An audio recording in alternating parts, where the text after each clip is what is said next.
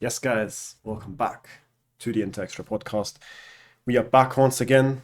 As you can see, I'm standing today, guys. I feel like Uncle Shama. Um, I have finally, who, by the way, recommended me this desk. But this off topic, welcome back to another episode of the Inter Extra podcast. Sean is to the left of me. How are you feeling, bro? I'm good. I'm good, man.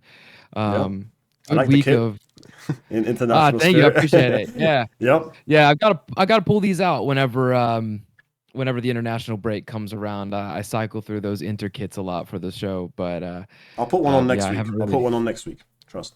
Yeah, nice. Yeah. I don't get too many new ones Yeah, right now, got to budget a little bit. But yeah, so I gotta pull these out because they don't get seen much. Gotta rep the boys. I'm yep. not Italian, just if anyone's wondering, but By spirit, in do spirit. love Inter, and Italy is the reason that I got into the sport. So, I do have an affection for them and a love for them. So I had to get this after the championships. Yes. But yeah, Yeah, how are you? are How are you you? doing? I'm doing well. I was just about to say, like, the international break is honestly coming at a good time. Just literally, not only because it's like important games and it actually matters for once, but also because I feel like a lot of the players have some well-deserved rest because a lot of players didn't get called up either. We're gonna get into that, but I think for now, as per usual, we're gonna get into the games first that we had, and then yeah, uh, as per usual with the international breaks, we're going to go through the players that got called up. But Sean, first and foremost, if you want to let people know where they can find us. Yeah, of course. You guys know the drill. Of course, we are on Twitter or X at inter_extra. You can find us on YouTube as well, inter extra, and then you can find us on Amazon, Apple Podcasts, and Spotify, or wherever you get your podcasts. We are on most podcasting platforms at inter extra. Yeah, and of course, leave a comment, subscribe, leave a like, leave a review, whatever you need to do, and most importantly, share with your friends. Bring some more Interisti around. But Yeah. yeah, if you guys can do that, we can get into it. Of course, yeah, Simi mentioned a little bit of what we're going to talk about. Of course, we had some games over the weekend, and then we have the international break coming up. Um, and every day we inch closer to January, we're going to have rumors. We're going to have transfer rumors. And then we're a little light on the rest of the news. We do have some interesting things, but yeah, we're a little light this week, but that's okay. It's okay. Yeah. It just means a quick episode. Yeah. If you want to start by running us through the games, we only had four games for one for each of the teams, but the floor is yours. Yeah, well, yeah, we have a fifth game today. Of course, Oh, yeah. and we'll start Correct. with them. We'll Correct. start with them. We'll start with the women's team. Um, not not on good form. So we said last week we're hoping for a turnaround in their form. They two draws and two losses in the last four games. Correct. This weekend they drew 2-2 to Sassuolo, which is a game they should have won. They've had a tough schedule at the beginning of the season. I think already in the first 6 or 7 games, they've played Juve and Roma, which are the top two or top three every year. Two of the top three every year, and then they've played some other teams around that. So, um, yeah, they dropped points this weekend against Sassuolo, and then today they just finished up. I didn't see it shown anywhere. I don't think the Inter YouTube channel showed it this week. But in the Europa Cup, Women's Europa Cup, they lost their first leg at the round of 16 against BK Haken. So not not out of reach. They of course can turn it around. I believe Second they leg were is they were next week, I'm guessing. yes. Okay. Yeah, it's gonna be a week away. They yeah, they should be able to turn it around. I think they're gonna be the home team next week, so that's a good It's always better. uh yeah, it's good. It's good. So they are, yeah. So round of 16 right now in the Europa Cup, and then they are in eighth place in the Women's League, which I think is 12 or 16 teams now. A couple years of a professional league now, 12. So yeah, hopefully uptick in form, but they are only 3 points away from from Milan. They've only played 5 games. Wow. Yeah. But yeah, and 2 of those being they've played the top 3 it looks like so far. Yeah, Fiorentina, Juventus, and Roma Okay. already the first 5 games of the first 11. So Can only hopefully get we'll see easier. them turn that around. Yeah. Yeah. Yeah. Yeah, Pretty much. absolutely.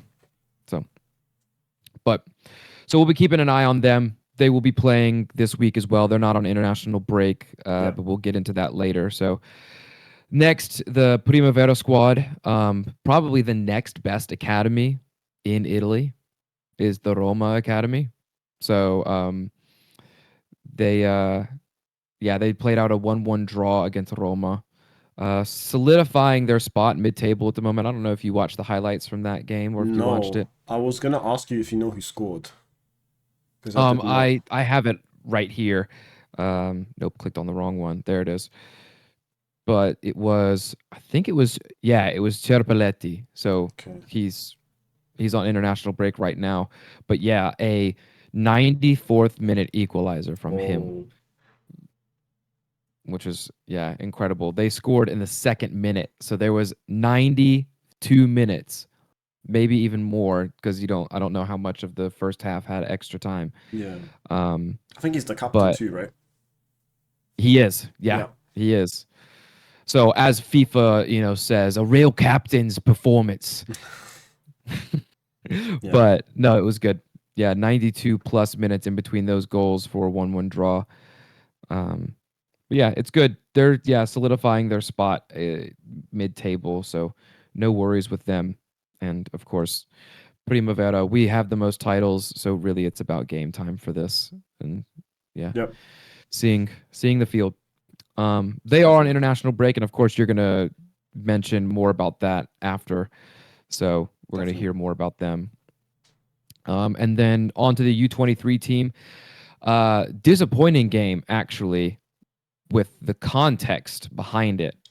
They played out a 2-1 loss to Vicenza, which is the top team in their group in Serie C at the moment.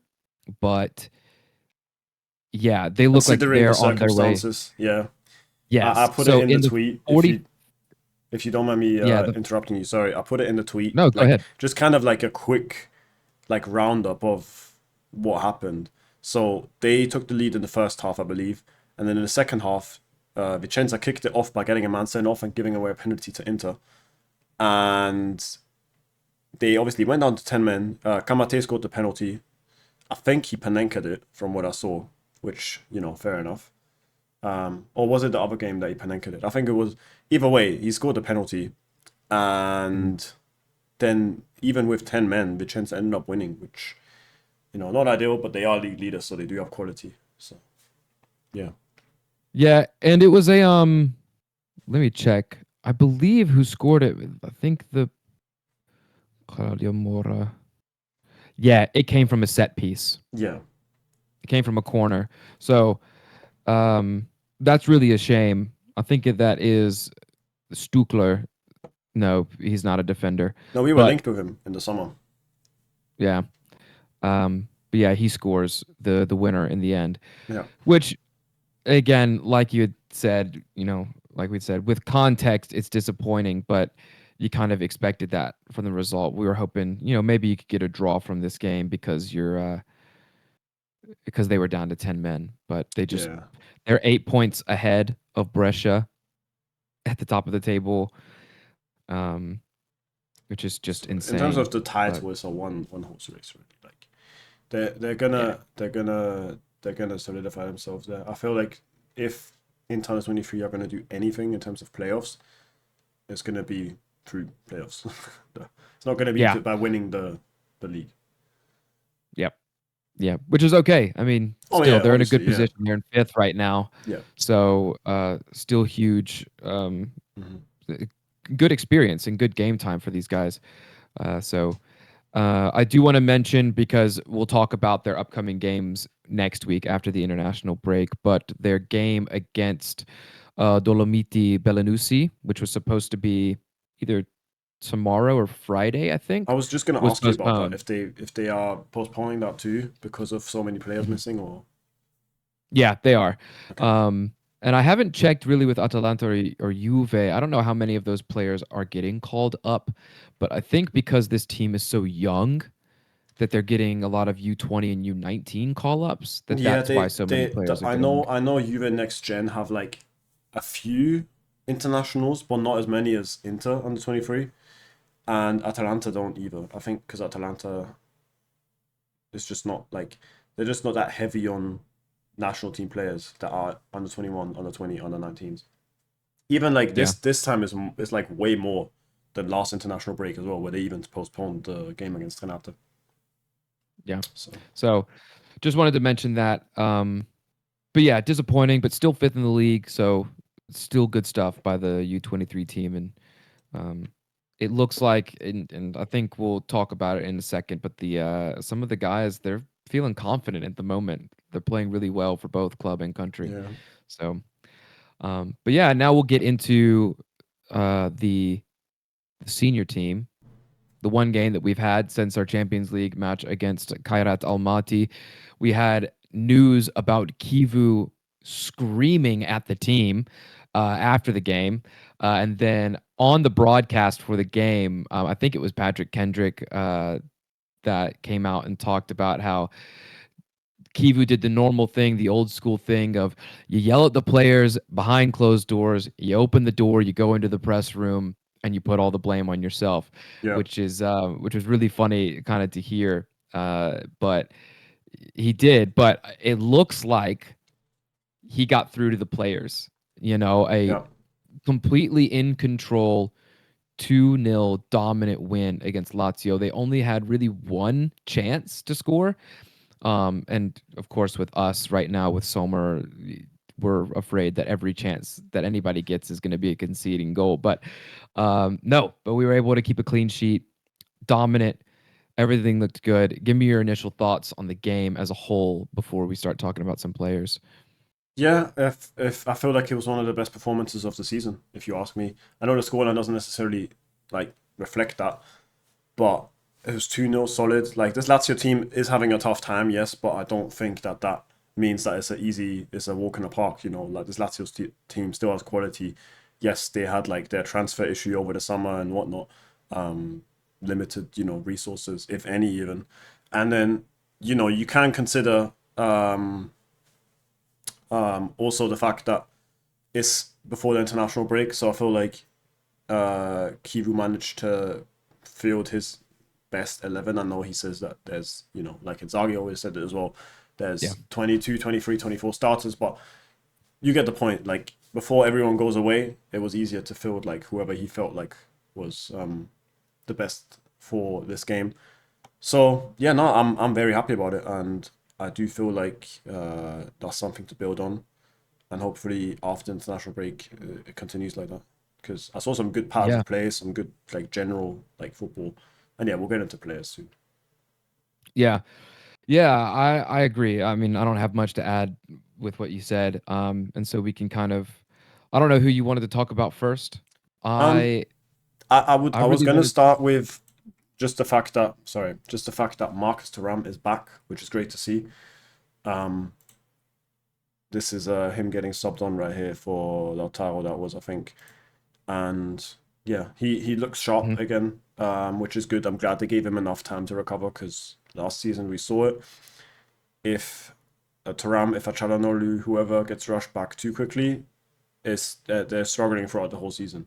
Whether it's the same problem or a different problem, they're never 100% fit. And so I feel like this is the better approach, especially now that you have backup, especially in the striker position. Now that you have the backups, you don't need to worry if Thuram's going to be out for a week or two longer because you have strikers that can actually cover for him. And that's Yeah. the great luxury, which is almost kind of feels like weird, right? To have like a Boni to just play or a Piero to just play, and you know they're going to deliver, and you're not like, oh, Correa again because Thuram's injured Yeah. or whoever's in. Like, you feel me? Like, it's a blessing, man. I honestly feel like this is amazing. Yeah.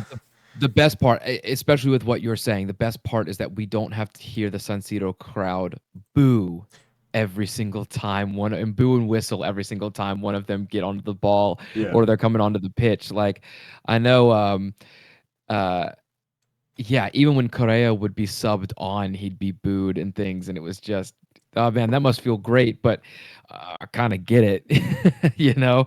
So, um, no, it is a blessing, and I'm glad he's back because he could be important in 2 weeks. So, Yeah. I know that he might be highlighted in the list of international players, but he's going to get more rest, and so he's going to be hopefully ready. No, I did Um, not actually write that down, but it's good to mention that he is not yeah. called up for France, which I think Deschamps knows that it's not smart to take him now. They've just only got him back to be subbed on. Like, he's not realistically going to play a big role in that international break. France are chilling in terms of qualifying, and I don't see an issue in terms of they can just field whoever else. You know, France is enough quality. Like, they'll be fine. Yeah. Yep. Yeah, they'll just call someone else up, Ekitike, Yeah, Kolomwani, there's literally whatever they're endless feeling. options, man. Endless options. Yeah. Another player I wanted to mention is Federico Di Marco, who got a lot of praise, rightfully so. Did win man of the match, deservedly so. Had, hmm Another 90 minutes. 90 minutes, had a great assist, which is backing up his comments about last season versus this season in terms of how he's feeling physically. And got a great assist for the second goal. Did he also assist the first goal? Who passed it to Lautaro? Was it Bastoni? Yeah, it was Bastoni. Okay, cool. But a I great think assist for the. Sorry? yeah, it was either Zielinski or DiMarco. They linked up on the left side there to Yeah. get. Well, no, that was Bastoni press that won the ball back. But yeah, it was Oh, yeah. Yeah. Yeah. they were cooking on the left side there all game long. It was his assist for the second goal, which was beautiful. If you haven't seen it, Mhm. on the end of the cross. But yeah, deserved man of the match. Anything you want to add to his performance? No, just that they said it on the broadcast that that left foot, there hasn't been much better. I think it was they likened his crossing to Arjen Robben's shot, the cut in on the left foot from the right wing, cut in on the left foot, take a shot on goal. It's Yeah, like like you it's so know it's coming. signature. You It's his can't. trademark. Yeah, Uh-huh. yeah, And he knows what to do to get that centimeter of space needed to then fit that ball in a millimeter gap. Like either side of that ball, if he's going a centimeter either direction, that's getting saved or it's getting kicked out of play. He fit that perfectly. And so yeah. I Absolutely. agree. He's not Arjen Robben. That's not what the commentator was saying. But yeah, you know that he's going to get onto that left foot. He's going to whip in across, Yeah. and it's a cheat code. And everyone's been saying it for so long, but yeah, the confidence, the 90 minutes, the confidence and what Kivu's been able to do with him has been incredible. It's been awesome. Despite it feeling like Carlos Augusto has played more than Demarco, it does feel like Mhm. Carlos Augusto has been the preferred left wing back. Yet Demarco's playing one of his best phases in an Inter kit again. And Yeah. it's crazy how he manages to get both on such a high level, and then rotate them whenever he needs. I feel like Inzaghi wasn't even not even Inzaghi managed to do that. You know, Yeah. so this is Yeah, and he's sprinting in the 90th minute when have we ever for seen balls. that? Never. Yeah, Never. it's crazy. It's crazy. Yeah, it's good. It was a good performance from him. Yeah, And I'm happy that he got man of the match. very very happy, very deserved. One more guy that I want to point out from this game, and rightfully so. I did a stats tweet about him the next morning. Nicolo Barella against Lazio, 90 minutes, 85% passing accuracy, 72 touches, 2 chances created, 3 out of 3 accurate long balls, 4 passes into final third, 7 recoveries, 3 tackles, 7 out of 8 total duels won, and 2 times fouled. Just to let that sink in again, guys. And again, for 10 to 15 minutes at the end of the game, he played Regista. Yes, I've correct. had people, I made I posted earlier this week. Just it was kind of just posting just for myself, and I didn't think that anybody was going to see it and pick it up, but apparently it made a bunch of people upset. Uh, and but I had Barella playing as Regista in the future for our team. Yeah. I want to highlight 3 tackles, 1 interception, 7 recoveries, and 7 out of 8 duels won. I know duels are both defensive and offensive, Yeah. but But and 0 fouls committed as well. Yeah. Like did all of that and didn't have a foul committed against him. He's of course not physically built, but that doesn't mean he can't read the game well and play regista and get on the ball more and dictate play more from that position like he's been doing all season. Kivu has him playing deeper now, so I just it's incredible. He had an incredible game. Fought Mob has him actually the highest outfield player that doesn't have a goal contribution, and actually is higher than Boni, Lautaro, and Bastoni, All have a goal um, contribution. who all have a goal Yeah, contribution. that Like tells just you to enough. say, yeah, how incredible his game was, and of course, don't just use stats and don't use rating apps, but like just watching him. Yeah, The Lazio I do game want was to the best say, Barella. about these stats tweets that they're only suitable or relevant when you can couple it with the game that you watched. And Yeah. then it represents whatever. I can pull up a stat tweet for someone that scored 2 goals and it looks amazing just because it says 2 goals. Like you have Mhm. to be very careful when you use like these stats apps because it can be misleading when you don't watch the game at all. So Yeah. I get what you're saying 100%. But Yeah. yeah, no, I agree. I'm happy for him, especially because people, including me, were saying that he's not been at his best this season. But I've been Mm. talking about this. I talked about this last episode as well. He's been playing too much. He's been overplayed, and he's not going to get any rest with Italy either. And then the run of games after international break, He is you know. suspended for the first game, Oh yeah, true, actually. true. We'll get into that. But So he'll get a yeah. yeah, He'll get a little rest. so But even then, that's 2 games in the space of 4 days or 3 days. Yeah. Which is still not like really because then he's still playing 1 game a week and he's still going to start and play 90 minutes against Norway. So Yeah. Yep. you get It's the true. point. Like he's Mhm. overplayed and he's not going to get any rest anytime soon. So it's good to see him ball out every once in a while at least, even though he's overplayed. How long can he keep this up for? I don't know, but hopefully for longer. So we see the Yeah. best version of him. But yeah, anything else you want to add? Otherwise, I feel like No, just that's everything nothing covered. really. We don't have to get into it much, but saw some people say that we want our strikers to score again, and both scored this past game. So Yep, yep, it's good that we have our front men scoring again. yep. So Great goal by Lautaro too. Let me just not, you know what I'm saying. But yeah, guys, we will move on to the international break, which is currently, well, it just started today. Outside of the international break, actually, the Under 17 World Cup has been ongoing, and we mentioned it last week. But Leonardo Bovio is in the squad for Italy Under 17, the Primavera Cup. No, not captain, but he scored against Union Saint-Gilloise, which we also mentioned last week. So he was called up. He's still 17 years of age as well. I And was going to say he's one of the youngest on the team as well for the Primavera. yeah, and he is looking solid because he started his first game for Italy under 17 at this World Cup. And it was the third and final group stage game against South Africa under 17, which they won 3-1. And yeah, they're through to the round of 32, I think it is, because they have a lot of groups there. Yeah, they did the normal World Cup setup, right? It's like 64 teams. Is it Um, 64? It might be I 48. think I there's don't know, but they have a lot of teams. That's all I know. It's in okay, 8.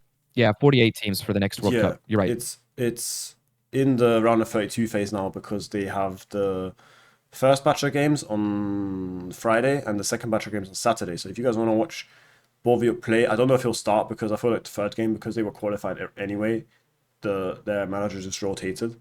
So I don't know how much he'll actually start, but it's good to see him get those 90 minutes anyway. And then if he doesn't play much of a huge role, still good to see he's part of the squad and get that experience. They Yeah. have Czechia under 17, I believe, on Saturday, and then Yep. that will be at 2 p.m. I think I wrote it down, but I do. Hold on, let me check if it's at 2 p.m. It is. What day is it today? Wednesday. Yeah, Wednesday the 12th. Yeah, it's at 2 p.m. Central European time. I don't know what time that is in Qatar, but Yeah, and then also the first players that played today were the under 19s, so Italy under 19s, and as Thomas says right here, various Inter under 23 and Inter Primavera players were in action today for Italy under 19 and an 8-0 win over Moldova under 19 in Euro under 19 qualification. Now that has just started, so that's for I think 2027's tournament. So um, Cepeletti entered as a sub, and Koki, Mosconi, and Idrisu all started the game. Koki, Mosconi, and Cepeletti also all scored, right? So great start for them. They have 3 games. Go on. If if someone can find the highlights, I haven't looked too hard, but I was told that Koki scored an Olimpico, I might which have is to have a crazy. look. I might have to have a look if I can find something. Because Yeah. um, usually they have them on the FIGC TV, the Italian Football Okay. Federation. I will let you know, Okay. and also, yeah, if you guys can have a look at that, it's if it is Yeah. an Olympico, yeah, it would be a great watch. But yeah, 8-0 solid win, and then I just want to get into the other call ups that we've had, which I need to go back to the international list. So first and foremost, Andrea Vukoya from the Inter Primavera, he was called up to Montenegro's under 19, but he was left out of the squad for the game today, which is why there was no report on that. And then obviously we have the Italians, Federico Di Marco, Bastoni, Fratesi, Barella, and Pio Esposito, who are playing tomorrow. I will highlight that. They play tomorrow against Moldova at 8:45. And also Cristiano Slani plays tomorrow. Uh, the only Interloni that's actually called up to a senior squad. He plays against Andorra with Albania.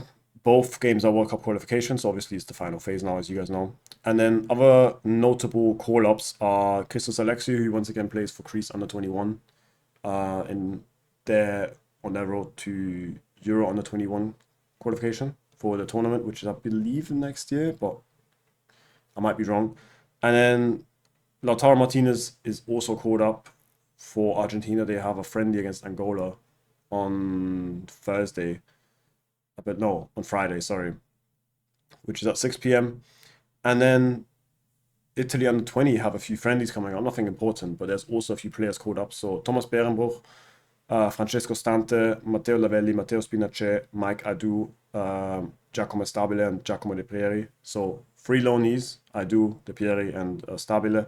And then the first 4 players are all Inter under 23 slash Inter Primavera players, which, yeah, 7 players called up, which is a recognition of how well Inter's youth teams have done over the past month. And they deserve it. No one in the under 21s yet, which I'm very much surprised. I do believe Spinace will eventually get there, but I feel like with the under 21s, they just don't really want to get anyone from Serie G just because I feel like they're very set on like having the under 21s at a little bit of a higher level in terms of club football. Yeah. I don't. Yeah. I've noticed that pattern. Like Pio, they would call out So when he was at Spezia, but like it's yeah.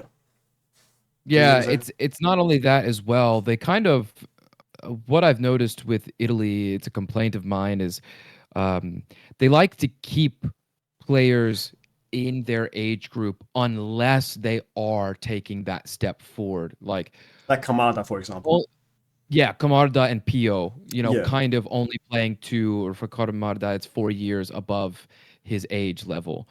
But um, but other than that, they get 20 and 21-year-olds to come. They don't care if they're 18, if they're better at 18. It's like, no, you're playing Serie C, or you're playing Primavera, so you stay with the U19s because yeah, that's your age group. So you stay down there, yeah, and then you'll come up and you'll play with us when you're old enough. It's like, well, do you want your best team or do you want your oldest team? So it kind of um, yeah, there are exceptions to that rule, but that's what I feel like I've noticed. And so like I'm not surprised that these Serie C U23 players are in the U19 team still, yeah, because and there's enough of, 20 to 22-year-olds in Serie A and Serie B to call up anyway. So yeah. it makes sense, but it is a little annoying. I think there are some players good enough. Yeah, to be definitely. challenged. But I feel like especially if Inter under 23 continue to play that well in Serie G, I feel like eventually you have to call up Spinacci, just because he also plays like youth league, which is a European competition. You kind of have to, you know. Wait, does he even play youth league anymore? No, he doesn't, I don't right? think he does. Oh yeah, never I don't mind. think he can anymore. Well, still, I feel like eventually he deserves it. And I then think you're some, thinking of Lavelli. yeah, Lavelli would probably be, yeah. Um, who else? Luka Topalovic is once again in action with Slovenia under 21, and then we have the usual suspects. Petar Sucic with Croatia, Zielinski with Poland, Dumfries with the Netherlands, Stefan de Vrij is not nominated, which is interesting. And then, yeah, Hakan Çalhanoğlu with Turkey and Akanji with Switzerland.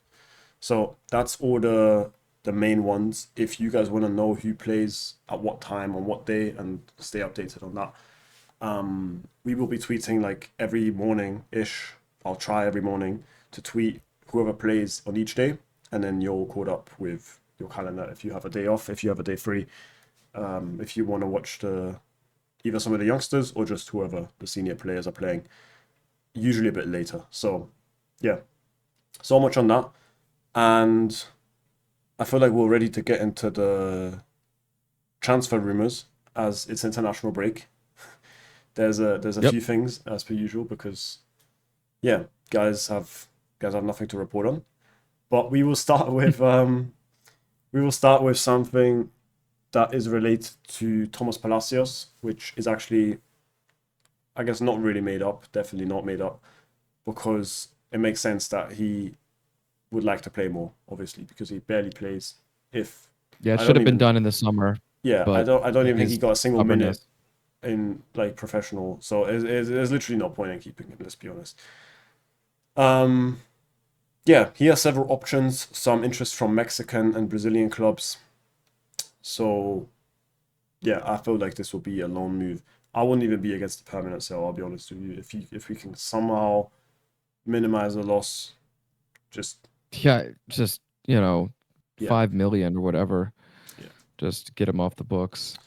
Yeah, So nothing to add. that's the first piece of news. Second, and something that's very important is a possible Davide Fratesi sale, which could bring in a lot of money. And we know that a few fans, I say a few fans, a lot of fans feel like it's a no-brainer to sell at like over like 35, 40 million. But we know that Inter has a price tag of around 40 to 45 million, which is interesting because again, this season has been interesting in terms of his performances and how many minutes he's played as well. And then you have to ask yourself if he doesn't play that much, and then there's teams that are ready to pay 35, 40 million for him. Does it make sense to hold on to someone like that? You know, he is looking for more Yeah. playing time to secure a spot at the potential World Cup of Italy. I feel like that spot is safe anyway. That's just my personal opinion. I don't think Gattuso would drop him unless he like gets completely under the radar. If he doesn't completely mess up, I feel like he's fine for the World Cup. Yeah. Yeah, he just if he keeps performing for Italy, he's going to keep getting called up, honestly. Yeah, There's not too many midfielders that they're going to replace him with because there's nobody yeah. with his profile in that's an Italian midfielder. The only one that I can think of that people try and hype up is Moretti as a goal-scoring midfielder, but he doesn't As score like Fratesi but even then, he's scores. not the same. Yeah, No. I don't think you can No, compare it's the not the two same. like Mm-mm. exactly like they're the same profile per se. Yeah. So, yeah, I'm not. I think he's fine, but yeah, at this point, Fratesi has had some great moments with us. If you can get 35 to 40 million for him, it's time to cash in. 100%. He did have an injury at the beginning of the season, so I think his minutes numbers are skewed at the moment. Yeah. Um, but yeah, we know what we have with Fratesi. I don't know if we can ever ask any more for him. He's 25 years old, 26 years old now. There's not like a lot of technical improvement that he's going to be able to do. So, I love him just as somebody in the locker room, as a character. The moments that he's had for Inter, like it's been great, but I know he's limited. I understand that completely. And yeah, you got to recuperate some of that sell-on fee, the sell-on clause percentage. You have to recoup some of that. You have to Yeah. recoup the amount that he cost Inter, which was 32 initially. Um, and yeah, like I get you have to. Some of that has already been paid off. Of course, he's been here for 2 seasons. He's going to be third. This is a third season now. So yeah, like get what you can for him. And the only thing that really annoys me is that this is the second winter that this is starting to happen. You know, you get the middle of November into December, and Fratezi's agent and news is coming out that he's trying to push for either game time or to leave. But this time we have 7 midfielders, and yeah, if you want, we can Well, make a move in January with that money. yeah, I mean, we talked about it last week. Still also unsure what happens with Andy Juve. So if you do Hmm. ship both Juve and Fratesi out, you need to bring someone in, right? Mhm. So it's going to be interesting to I think see. that brings us on nicely. Oh, yeah, it's lovely, lovely, lovely that you mention it. Um, I know you're talking about Adrian Bernabé. So Inter had a scout present at Parma Bologna to monitor the midfielder. The club is still considering options for a future regista. Now, this is nothing concrete. This is also nothing crazy. There's scouts at every game, every single time to Mhm. monitor X amount of players. But he's on the list. He's on the list. Otherwise, we're not scouting him for nothing. He's on the list, right? Yeah.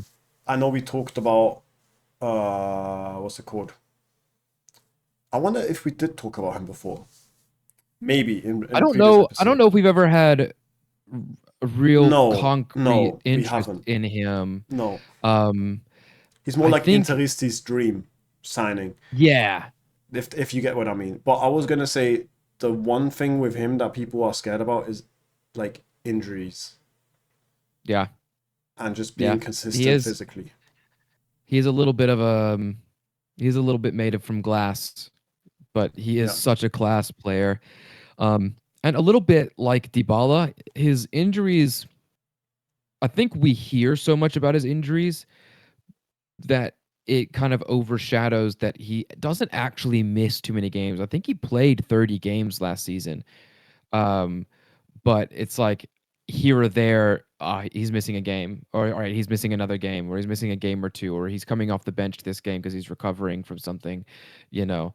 Um, I think our medical team and being able to rotate with players, I think that'll help him a little bit. But if anybody follows me on Twitter, everybody knows I love him. Absolutely love him. And I've loved him since he was playing as a number 10 for Parma in Serie B. We played them in the Coppa Italia. I think that was 3 or 4 seasons ago. And he just absolutely cooked us. Yeah, I would not mind this at all, especially if he was um, replacing Fratesi because he he used to play as a 10, so he does have a goal in him. He does have yeah, that, and he's a better technical player. So yeah. I yeah, understand. I understand the hype. I'm with you. He's been on in certain Inter fans' mouths since like 2023, even earlier than that. Like there's players where, or even 2022, there's players where for years, everyone wants to sign him, but Beppe is one of the longest ones and deservedly so. Yeah, he's a great player. We'll see what happens. We'll see yeah. what happens, especially with the Fratesi stuff. Moving on to goalkeepers now, there has been rumors of Zan Suzuki from Parma. I'm personally not the biggest fan. I think he does have talent, but the other player that has been scouted is Elia Caprile, who is obviously Cagliari's goalkeeper, and they value him about 20 million. So I don't know. Again, I said this last week. I don't want to repeat myself too much. I don't know what the plan is, especially after paying 50 million for Josep Martinez. But if you want to add anything, feel free. Yeah, I think especially just mentioning this because finally somebody is reporting a price, which is nice. So we kind of know that's in our range. 20 million, we can do that. Inter can do that. Um, but not only that, Sommer has to be replaced next summer. So whatever happens with Joseph Martinez, Sommer's going to be replaced regardless. Yeah. Uh, and Elia Caprile is an excellent goalkeeper, and he was at Napoli before, and Napoli fans loved him before, and he's had a couple good loan spells, but he's taken that step forward now. So whether it's him or Atubolu, um, I don't think we can go wrong. Yeah, definitely. We'll have to, again, it's one of those ones we have to wait and see. This is, international break rumors, but yeah. Finally, for the defense, now there has been talk of Joel Ordonez, but Gazeta also reporting Mario Gila still, who is high on Inter's list apparently. Now, this centre back list has been filled with players that are high on the list since 2022, and Acerbi and Devray are still here. So I don't believe anything, right? Yeah. However, the 25-year-old is apparently valued at 30 million. I do feel like finally next summer, at least Acerbi is going to leave after all. But I'm not convinced by Gila myself. I don't know about you. So I don't know about him being able to actually replace Acerbi or Devray. I don't think that he's a center back, in my opinion. If Bisek moves to the center, if Akanji also moves to the center, then Mario Hilo would be great on the right. I think that's a better position for him. He can play in the center. I just think he'd be better on the right. But also just the fact again that he's valued at 30 million. I shook my head just a second ago. If you're not watching on YouTube and you're just listening to the audio on I didn't wherever you see listen it to your either. podcast. Yeah, so I shook my head at the 30 million valuation because it's Lazio. Oh my goodness, it's the same thing Yeah. with Correa. He had 1 or 2 years left on his contract, and they stuck to 30 million, 31 million valuation. It's the same thing happening with Mario Gila. Like he has 1 year left on his contract, I believe, next summer. I wouldn't pay 30 million for that. Yeah.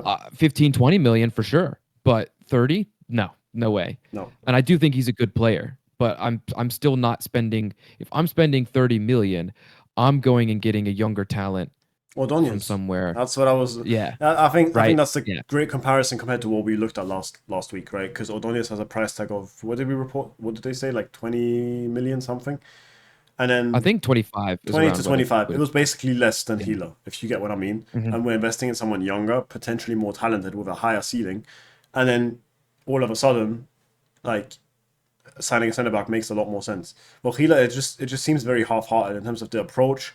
Okay, you send scouts. Okay, you high on the list, but 30 million is, and just for you to not only have to move the whole defense around because he's a right centre back, not a central centre back. I don't think it's worth it. I think he's just there just to fill up the list, if that makes sense. I don't believe the high on the Yeah. list thing. I think that's just adding words to spice up the article, if you get me. Yep. I agree. So yeah, so much on that. So much on transfer rumors, guys. Again, when there's something concrete, we'll talk about it more. Moving on to the stadium now. We had the stadium news last week, and now it's about naming rights, which can bring in a lot of money. We know about Juventus, who have their deal with Allianz, which is worth 103 million, just as a comparison, which brings in, yeah, 7 to 10 million per season, as per Gazzetta. And obviously, this could be a way higher fee for both Inter and Milan because you're obviously playing two teams, so you'd split however much you get. And there are rumors of 25, even 30 million per year, which makes sense. This is going to be the most important stadium in Italy. I don't think Yep. that's wrong to say. And there's definitely Until Roma and Lazio build a brand new stadium, they're not. yeah, the Milan clubs is going to have the most important They're not. stadium I can in tell you already. Italy. They're not. They're not. And Yep. if this is going to be ready for, or if it's supposed to be ready for the Euros in 2032, then this is going to be within the next 6, 7 years. So I personally feel like there should be at least the 25 million of asking price, because if you split it, that's 12 and a half per club, and that would only be about 3, 4 million more than Juventus. And I feel like it should Yeah. be at least 25, if not 30 million. And we're going to have 30,000 more fans in the stadium every week. Yeah. Than the Allianz Arena or the Allianz Stadium. Yeah. So I think we should I would want to look up the numbers in comparison. We're not going to get Barcelona, Spotify, Camp Nou, or whatever they are, those numbers. But Yeah. something that's important is making sure that this deal peaks. If so, you do a 10-year deal like Juve, you want it to peak and have it be the proper value at year 5, right? So you overpay the first 3-4 seasons. It it's the right valuation of how much you're getting years 4 through 6, and then you're getting underpaid until the end of the contract, which is how most things do, which how most of it works. But like, yeah, I'm not accepting less than 30 million. You have potentially a 72,500 seat stadium, brand new. The Euros is going to be there. I would imagine that the final is going to be held there if it's built, but in time. You also have 2 clubs playing there. So not only do you have twice the league games being played there, you have twice the Champions League games being played there. Um, especially, God willing, Inter continues to play in the Champions League, but we'll see if the Cousins continue, need to Eh, keep yo-yoing in and out of Champions yeah. League. But still, like, you expect Inter and Milan to be in Europe, which means you're not only getting twice the games total, but you're on a world stage, the most watched competition every single year, the Champions League. You've got to promote that stadium even more. You got to Obviously, get the the right. name would get changed for the Champions League because UEFA don't allow sponsored stadium names for Oh, the really? Champions League. Yeah, you know how the Allianz Arena is called like Munich Stadium or something, and the Allianz Arena for Juventus is called Juventus Stadium. I don't Okay. know. I don't know Well, if you knew that. then we'll keep the San Siro Stadium. Cool. Yeah. So, but obviously, if people go to the game and it's a Champions League game, that whatever logo, let's say it is generally as like the rumored brand or company, it would still the logo would still be there. Like it's not like Mm. you can't hide it completely. But Yeah, but you can't promote it. one thing I do want to mention, please let's choose something that doesn't sound horrible, like just a Hmm. brand or a company that, like Spotify. That sounds cool. Spotify come new. That's a sick Mm. sponsor. Also, what they do with the shirts, I feel like that's sick. Anything that's like even like the Paramount stuff. I know some people were laughing at the Ninja Turtle shirt and whatnot. Like stuff like that is cool. I think that's sick. Yeah. And so it's better than like a betting company, personally. Mhm.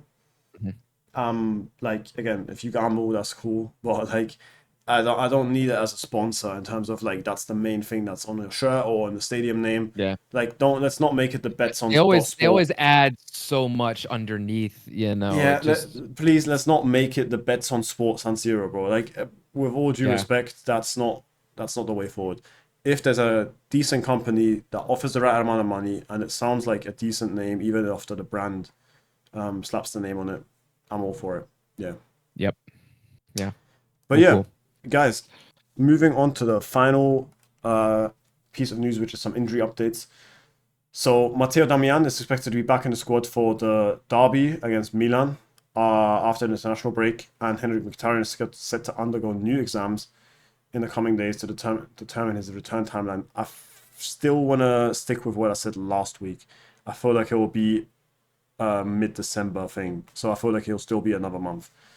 The injury that he has is usually around 4 to 6 weeks, but I don't think they're gonna rush him back, especially because we're okay in midfield. We don't need to do too Yep. much. Zielinski and Sucic have stepped up. Yeah, So and they are fit. They are ready to play as much as they need in order to give Barella and Hakan rest.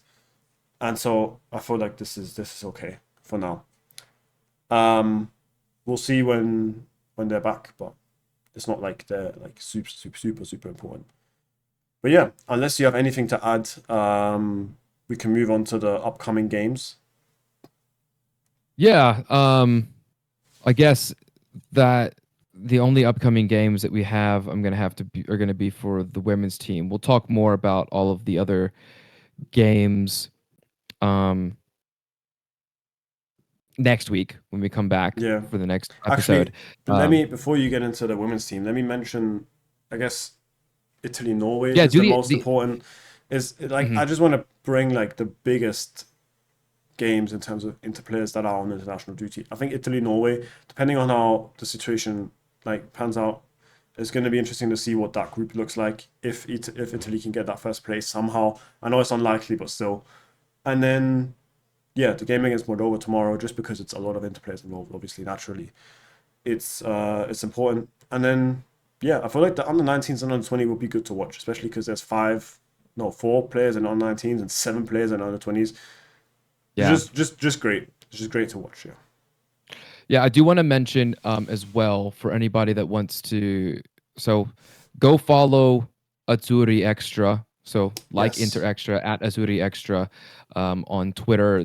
They're doing some good things trying to get the Italy news out there.